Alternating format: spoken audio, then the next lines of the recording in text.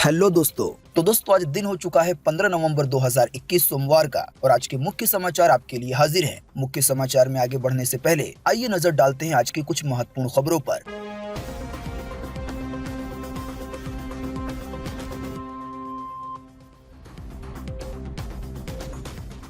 भारत में आटा से ज्यादा सस्ता हो गया है इंटरनेट का डेटा। फोन पर समय बर्बाद करने के मामले में भारतीय निकले चीन और अमेरिका से भी आगे। यूपी के मुख्यमंत्री सीएम योगी ने फिर दिया बड़ा बयान। कहा 1947 में अगर मोदी जैसा नेतृत्व होता तो आज भारत दुनिया की सबसे बड़ी ताकत होता, यानी कि पीएम मोदी जैसा मैनेजमेंट सिस्टम होता तो सीएम योगी के मुताबिक भारत दुनिया की सबसे बड़ी ताकत होता। T20 के वर्ल्ड कप में खत्म हुआ 14 साल का इंतजार। पहली बार चैंपियन बना ऑस्ट्रेलिया। बीते रोज के फाइनल मैच में न्यूजीलैंड को 8 विकेट से हराकर। कोरोना की कॉलर ट्यून से हैं परेशान तो ऐसे कर सकते हैं बंद। साझा किया गया है बंद करने का तरीका। 16 साल यानी कि नाबालिग लड़की से बीते 6 महीनों में 400 लोगों ने किया बलात्कार। रिपोर्ट लिखने वाला पुलिस वाला भी है इसमें शामिल। इंडियन रेलवे ने किया बड़ा ऐलान। अगले 7 दिन तक रोजाना बंद रहेगी यात्री रिजर्वेशन सिस्टम। तो दोस्तों आज के इस मुख्य समाचार में हम आपको इन्हीं सब और इसी तरह की और भी बड़ी खबरों के बारे में बताने वाले हैं। इसी की वजह से वीडियो को थोड़ा सा भी भगाए बिना ध्यान से आखिर तक देखें ताकि कोई भी जानकारी मिस ना हो। दोस्तों वीडियो में आगे बढ़ने से पहले आइए जान लेते हैं। वीडियो देखकर करें लाइक और शेयर और जीते ढेरों इनाम ऑफर के विनर को। सबसे पहले आप नहीं जानते हैं तो आपको बता दें कि अभी हमारे चैनल यानी कि सब कुछ सीखो जानो पर एक ऑफर चल रहा है, जिसके तहत अगले 6 दिनों तक वीडियो देखकर करें लाइक और शेयर और जीते ढेरों इनाम का ऑफर चलेगा। वैसे आपको बता दें इसकी शुरुआत बीते रोज 14 नवंबर से हो चुकी है। तो बीते रोज 14 नवंबर 2021 को जितने भी यूजर ने इसमें हिस्सा लिया था उनमें से एक यूजर ने ऑफर के तहत जीत लिया है बोट कंपनी का हाई क्वालिटी और बेहतरीन फीचर के साथ आने वाला ये ईयरफोन। ऑफर जीतने वाले को कमेंट के जरिए हमने मैसेज भी कर दिया है। ऑफर जीतने वाले का नाम है संदीप। तो संदीप भाई, हमने जो आपको कमेंट के जरिए मैसेज किया है आप उस पर अपना ईमेल आईडी फॉरवर्ड करें ताकि आपके एड्रेस की जानकारी लेकर आपका गिफ्ट आप तक पहुँचाया जा सके। दोस्तों वीडियो में हिस्सा लेने के लिए आपको कोई भी बड़ा काम नहीं करना, बल्कि इसी वीडियो को शुरू से अंत तक देखना है। फिर इसके बाद वीडियो को लाइक करके इसे अपने दोस्तों में व्हाट्सएप और फेसबुक पर शेयर करना है। साथ ही वीडियो में जब आगे सर्वे पूछा जाएगा तो आपको उसका जवाब देना है इसी वीडियो के नीचे कमेंट बॉक्स में कमेंट करके। तो जितने भी यूजर इन सभी काम को सही से करेंगे तो उन्हीं में से किसी एक को मिलेगा ये इनाम। तो दोस्तों केवल कुछ मिनट लगाकर ये ब्रांडेड ईयरफोन बिल्कुल फ्री में हो सकता है आपका। टर्म्स कंडीशन के तहत आपको बता दें कि ये ऑफर अगले 7 दिनों के लिए चलेगा और रोजाना रैंडमली एक यूजर को सिलेक्ट किया जाएगा। फिर जीते हुए सामान की डिलीवरी सीधे उसके घर करा दी जाएगी। तो दोस्तों अब और ज्यादा बात न करते हुए चलिए सीधे चलते हैं आज की पहली बड़ी खबर की तरफ।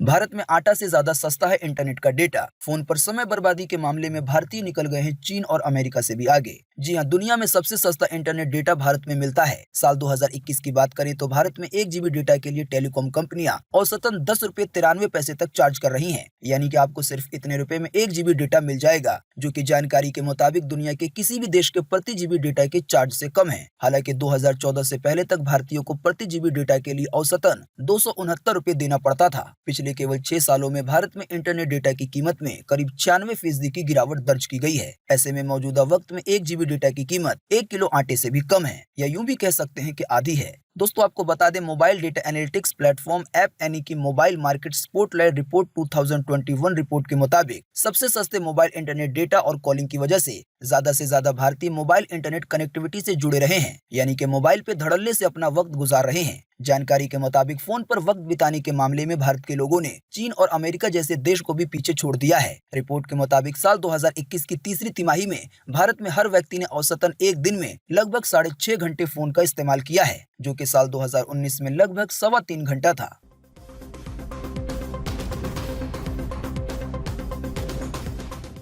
मुख्यमंत्री योगी आदित्यनाथ बोले 1947 में मोदी जैसा नेतृत्व होता तो आज भारत दुनिया की सबसे बड़ी ताकत होता। जी हां, मुख्यमंत्री योगी आदित्यनाथ ने कहा है कि 2014 के बाद से भारत की दिशा को मजबूती से बदलने का काम शुरू हुआ है। आज कोई ऐसा क्षेत्र नहीं है जहां भारत का परचम नहीं फहरा रहा हो। दुनिया के मंच पर भारत की धमाकेदार पहचान बनी है। प्रधानमंत्री नरेंद्र मोदी ने देश को भारतीय दृष्टि दी है। साथ ही मुख्यमंत्री योगी ने कहा कि 1947 में अगर मोदी जैसा नेतृत्व भारत के पास होता, यानी कि पीएम मोदी जैसा मैनेजमेंट सिस्टम होता, तो आज भारत दुनिया की सबसे बड़ी ताकत होता। अभी हाल ही में बीते रोज रविवार को एक संबोधन के दौरान सीएम योगी ने ये सारी बातें कही हैं।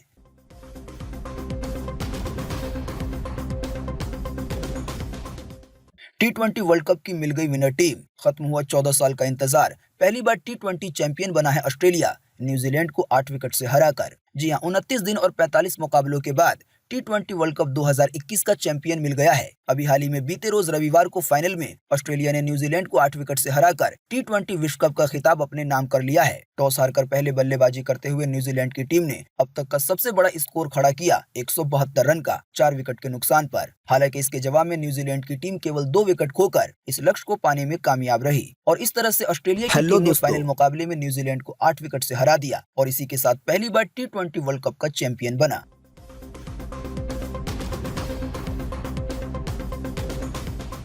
कोरोना की कॉलर ट्यून से हो गए हैं परेशान और करना चाहते हैं इसे बंद, तो देखिए इस खबर को ध्यान से। जी हाँ, कोरोना वायरस महामारी ने हर किसी न किसी को किसी तरीके से परेशान किया है। दोस्तों, जैसा कि हम सब जानते हैं कि कोरोना के काल में स्वास्थ्य मंत्रालय ने दूरसंचार विभाग को यह निर्देश दिया था कि जो भी टेलीकॉम कंपनियां हैं, यानी कि रिलायंस, जियो, एयरटेल वगैरह, तो इनके जरिए जब भी कॉल लगाई जाए तो कोरोना की जानकारी सुनाई दे। जाहिर सी बात है, इसमें कोई शक नहीं है कि कोरोना वाली कॉलर ट्यून से देश के सभी लोगों को कोरोना की जानकारी मिली और इससे बचने की जानकारी भी। लेकिन अब बहुत ज्यादा समय बीत जाने के बाद काफी लोग इस वाली ट्यून से परेशान हो गए हैं। तो अगर आप भी इन लोगों में शामिल हैं तो आपको बता दें कि अमरउजाला.com की तरफ से कुछ ऐसे तरीके बताए गए हैं जिसके जरिए आप कोरोना की कॉलर ट्यून को बंद कर सकते हैं। पहला तरीका बड़ा ही आसान है, जो कि सभी टेलीकॉम कंपनियों के नेटवर्क पर काम करेगा। जानकारी के मुताबिक आप जैसे ही किसी को कॉल लगाएं, कॉल लगते ही अगर आपको कोरोना की कॉलर ट्यून सुनाई देती है तो आपको एक प्रेस कर देना है। हाथों हाथ कोरोना की कॉलर ट्यून बंद होकर नॉर्मल ट्यून बजने लगेगी। दोस्तों, ये वो तरीका है जिसे आपको बार बार करना होगा, यानी कि आप जब भी कॉल लगाएंगे तब। इसके अलावा एक और तरीका बताया गया है अमर उजाला के ही आर्टिकल में, जिसके जरिए शायद हमेशा के लिए कोरोना वाली कॉलर ट्यून बंद हो जाएगी। जो BSNL के ग्राहक है उन्हें मैसेज बॉक्स में टाइप करना होगा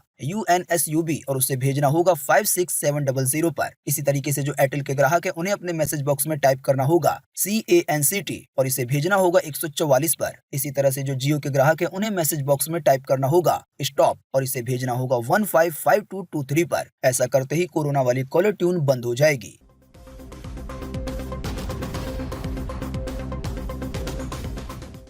महाराष्ट्र के बीड में हुई दिल दहला देने वाली घटना। 16 साल यानी कि नाबालिग लड़की से 6 महीनों में किया 400 लोगों ने रेप। एक पुलिस वाला भी है इसमें शामिल। जी हाँ, महाराष्ट्र के बीड जिले में एक नाबालिग किशोरी के साथ पिछले 6 महीने के दौरान 400 लोगों के रेप करने की जघन्य घटना सामने आई है। पीड़ित नाबालिग की उम्र केवल 16 साल है। जानकारी के मुताबिक उसकी शादी बचपन में ही कर दी गई थी। साथ ही आपको बता दें कि इस बालिका वधू का यौन शोषण करने वालों में एक पुलिसकर्मी भी शामिल है, जिसने बच्ची की शिकायत लिखवाने के लिए आने पर उससे रेप किया। बीड के पुलिस अधीक्षक राजा रामासामी ने बीते रविवार को इस जघन्य अपराध की पुष्टि की है और बताया है कि 3 लोगों को गिरफ्तार कर लिया गया है। जानकारी के मुताबिक ये नाबालिग लड़की 2 महीने की गर्भवती भी है। असल में हुआ ये था कि नाबालिग के घर वालों ने उसकी शादी बचपन में ही कर दी थी। जानकारी के मुताबिक दहेज न मिलने के कारण पति सास ससुर उसको बहुत तंग करते थे, यहाँ तक कि मारते पीटते भी थे। किशोरी की मां का निधन 2 साल पहले ही हो गया था। इस नाबालिग लड़की को इतना मारा पीटा जाता था कि ये घर से भाग गई। हालात यहाँ तक पहुँच गए कि बस स्टैंड पर भीख भी मांगना पड़ा। जब वो अपने घर पहुंची तो पिता ने भी घर में घुसने नहीं दिया। जाहिर सी बात है, ये नाबालिग बच्ची बेसहारा हो गई और इसी का फायदा केवल एक व्यक्ति ने नहीं बल्कि समाज के कई लोगों ने उठाया, यहाँ तक पुलिस वाले ने भी।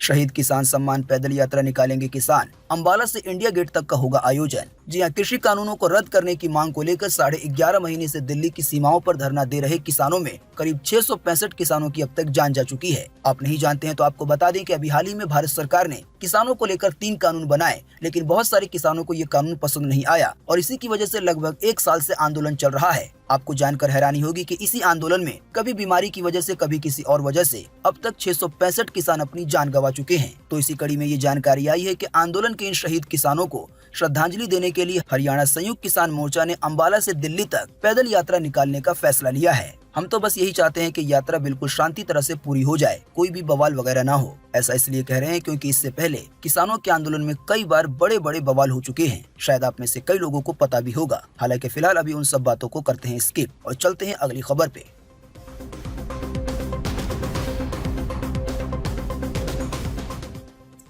रेलवे ने किया बड़ा ऐलान, अगले 7 दिन तक रोजाना 6 घंटे बंद रहेगी यात्री रिजर्वेशन सिस्टम। आइए बताएं क्या है वजह। जी हां, रेल मंत्रालय ने बीते रविवार को ये ऐलान किया है कि आगे यात्री सेवा को सामान्य करने के लिए यात्री रिजर्वेशन सिस्टम यानी कि PRS में कुछ बदलाव किए जाने हैं। इसी के लिए अगले 7 दिन तक आरक्षण प्रणाली यानी कि जो रिजर्वेशन सिस्टम है वो 6 घंटे के लिए बंद रहेगी। मंत्रालय की तरफ से कहा गया है कि रेल सेवा को चरणबद्ध तरीके से कोरोना के पहले दौर में वापस लाया जाएगा। दोस्तों, आप हमारे मुख्य समाचार रोजाना देखते होंगे तो आपको पता होगा कि रेल का जो सफर है या रेल का जो किराया है अब वो पहले की तरह हो जाएगा, यानी कि जैसा कोरोना से पहले था। तो इसी की वजह से अगले 7 दिनों के लिए रोजाना 6 घंटे के लिए जो रिजर्वेशन सिस्टम है वो बंद रहेगा। जानकारी के मुताबिक इसकी शुरुआत होगी 14 और 15 नवंबर की दरमियानी रात से और ये चलेगा 20 से 21 नवंबर की दरमियानी रात तक।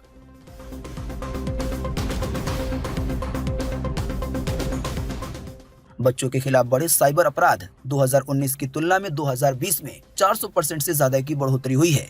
जी हाँ, देश में बच्चों के खिलाफ साइबर अपराध 2019 की तुलना में 2020 में 400% से ज्यादा बढ़े हैं। इनमें से ज्यादातर मामले यौन कृत्यों में बच्चों को चित्रित करने वाली सामग्री के प्रकाशन और प्रसारण से जुड़े हैं। अगर आपको ये बात समझ नहीं आई तो बिल्कुल आसान सी भाषा में बता दें कि अभी बहुत छोटे छोटे बच्चे भी इंटरनेट का इस्तेमाल करने लगे हैं। जाहिर सी बात है, छोटे बच्चों को नहीं पता कि उन्हें इंटरनेट की दुनिया में किस हद तक जाना है और उसमें क्या क्या खतरा है। आपको बता दें कि हम यहाँ पर उन छोटे बच्चों की बात कर रहे हैं जो थोड़े बहुत समझदार होते हैं। असल में कई सारे ऐसे अपराध देखने को मिले हैं जिसमें बच्चों को गंदे गंदे मैसेज भेजे जाते हैं। इसी तरह से चाइल्ड पोर्नोग्राफी यानी कि गंदी गंदी तस्वीरें या वीडियो भेजने के भी मामले सामने आते हैं। आसान सी भाषा में समझने के लिए आप इसे ही बच्चों का साइबर अपराध मान सकते हैं। वैसे आप नहीं जानते हैं तो आपको बता दें कि भारत में बच्चों के साइबर अपराध को लेकर कई कड़े कानून बनाए गए हैं। जैसे कि आप अगर किसी नाबालिग को उल्टी सीधी तस्वीरें भेजते हैं या कोई उल्टा सीधा वीडियो भेजते हैं तो आप पर कार्रवाई हो सकती है। साथ ही में कई सालों की सजा भी हो सकती है। डाटा सस्ता होने की वजह से जहां हम इंटरनेट को आजादी से चलाने लगे हैं, वहीं दूसरी तरफ केवल 1 साल में बच्चों के लिए साइबर अपराध 400% से ज्यादा बढ़ गया है,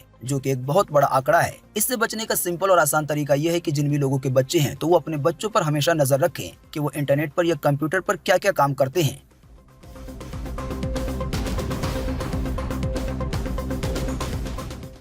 अभिनेता सोनू सूद की बहन लड़ेंगी पंजाब विधानसभा को चुनाव। जी हाँ, आने वाले विधानसभा चुनाव को लेकर अभिनेता सोनू सूद ने एक बार फिर सस्पेंस बरकरार रखते हुए किसी भी राजनीतिक पार्टी से जुड़ने की बात से इनकार कर दिया है। बीते रविवार को ही मोगा में अपने आवास पर प्रेस वार्ता का आयोजन कर सोनू सूद ने ये घोषणा की है कि फिलहाल वो किसी भी राजनीतिक पार्टी से नहीं जुड़ेंगे। लेकिन वहीं उन्होंने कहा कि उनकी बहन मालविका सच्चर सूद मोगा से विधानसभा चुनाव लड़ेंगी, लेकिन वो किस पार्टी से चुनाव लड़ेंगी इसकी जानकारी नहीं आई है। जानकारी के मुताबिक सोनू सूद की बहन मालविका जिस भी पार्टी से चुनाव लड़ेंगी तो उसका प्रचार सोनू सूद करेंगे। अगर देखा जाए डायरेक्टली तो नहीं, लेकिन इनडायरेक्टली सोनू सूद भी राजनीति की दुनिया में आने वाले हैं। दोस्तों, अगली खबर के बारे में बताने से पहले आपके लिए एक बड़ा सर्वे और एक बड़ा सवाल। अगर आप इसमें हिस्सा लेंगे और इसका जवाब देंगे तो इससे काफी कुछ पता चलेगा। दोस्तों, जैसा कि अभी हमने आपको थोड़ी देर पहले सीएम योगी से जुड़ी एक खबर बताई, जिसमें हमने आपको बताया कि सीएम योगी ने अपने भाषण में ये कहा है कि अगर 1947 में पीएम मोदी जैसा नेतृत्व होता यानी कि मैनेजमेंट सिस्टम होता तो भारत आज दुनिया का सबसे ताकतवर देश होता, यानी कि अमेरिका से भी ज्यादा। तो दोस्तों, सीएम योगी के इसी बयान पर आपका क्या कहना है? सीएम योगी के इस बयान से आप अग्री करते हैं या नहीं? फटाफट से आप अपना जवाब इसी वीडियो के नीचे कमेंट बॉक्स में जरूर लिखें। साथ ही आपको बता दें कि जो ऑफर है, वीडियो देखकर लाइक शेयर करके जीते ढेरों इनाम। इसमें हिस्सा लेने के लिए आपको कमेंट का जवाब देना जरूरी है।